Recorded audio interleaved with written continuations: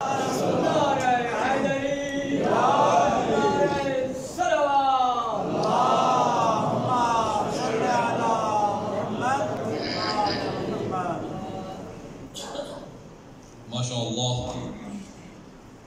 اللہ لا حول ولا قوة الا باللہ العلی العظیم حسبنا اللہ ونعم الوکیل ونعم المولا ونعم النصیر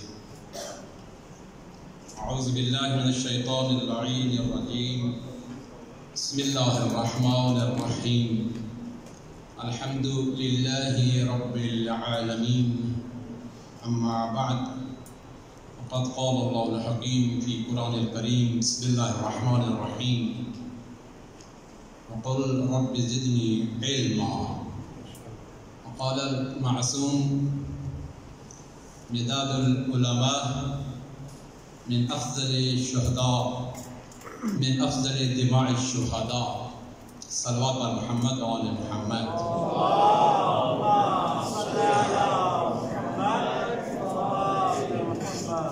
جناب قبلہ ناصری صاحب علم کی فضیلت کے حوالے سے بیان فرما رہے تھے. تھوڑا سا حصہ ڈالنا بہتر سمجھتا ہوں.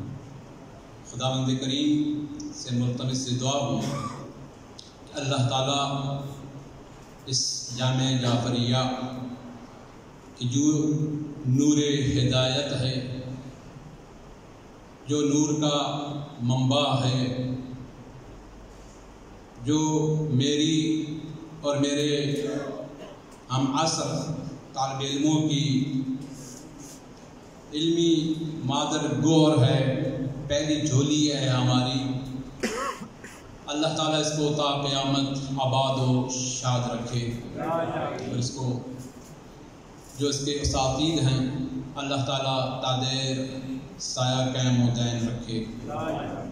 آیہ کریمہ قرآن کریم کی مشہور و معروف آیہ مبارکہ وَقُلْ رَبِّ زِدْنِي عِلْمًا.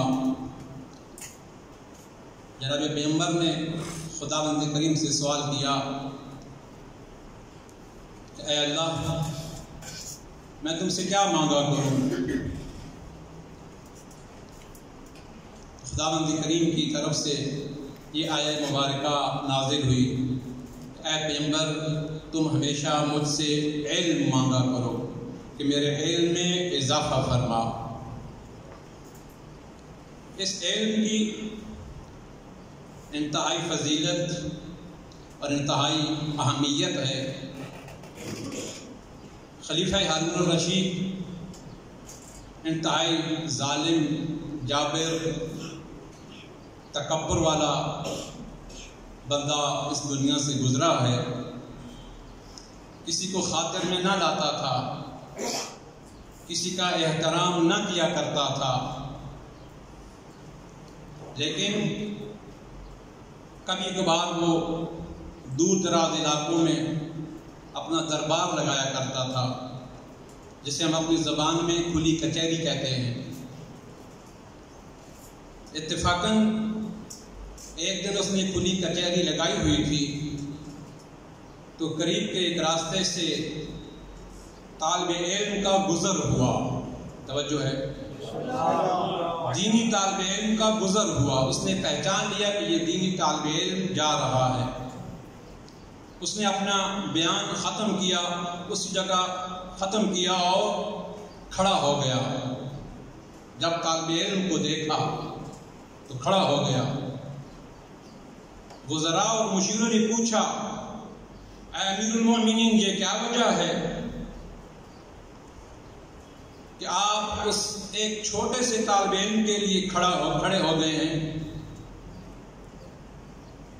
ہارون رشید نے کہا کہ جو میں جانتا ہوں وہ تم نہیں جانتے ہو. میں اس لیے اس کے لیے کھڑا ہوا اس کے احترام میں کہ اس کے پاس علم ہے. تو وہ پوچھتے ہیں کہ اس کی دلیل کیا ہے؟ ہارون الرشید کہتا ہے کہ یہ ایک کنواں ہے، اس میں پانی ہے، آپ مجھے اس پانی کی مقدار بتا دو. سوال کرتا ہے اسی وقت کہ مجھے اس پانی کے جو پانی ہے اس کنویں میں مجھے اس کی مقدار بتا دیں۔ تو سب وزراء اور مشیر خاموش ہو گئے۔ اس اسنا میں کہتا ہے کہ اس طالب علم کو بلا لاؤ۔ طالب علم کو بلایا گیا۔ یہی سوال طالب علم سے پوچھا کہ اے طالب علم، اس کنویں میں پانی ہے، اس کی مقدار مجھے بتا دو، اس میں کتنا پانی ہے؟ طالب علم کہتا ہے کہ اگر اس کنویں کی مقدار یعنی اس میں اتنی بالشت ہے تو اس میں اتنا پانی ہے، اتنی بالشت ہے تو اس میں اتنا پانی ہے۔ ہارون رشید کہتے ہیں کہ اس لیے میں اس کے احترام میں اٹھا ہوں کہ اس سوال کا جواب آتا تھا۔ اس طالب علم نے اس پانی کی مقدار بتا دی ہے۔ آپ اندازہ لگائیں، یہ دینی طالب علم کی اہمیت اور افضلیت ہے کہ ایک وقت کا حاکم اور وہ بھی ظالم اور جابر اٹھ کھڑا ہوتا ہے۔ دوسرا کہ میں نے فرمان معصوم نقل کیا ہے، مداد العلماء افضل من دماء الشہداء، علماء کی قلم کی سیاہی شہداء کے خون سے افضل ہے۔ لیکن شہید کی اپنی منزل کیا کہتے ہیں کہ من مات علی حب آل محمد مات شہیدا، تو جو محبت اہل بیت میں مرے وہ شہادت کا رتبہ پاتا ہے۔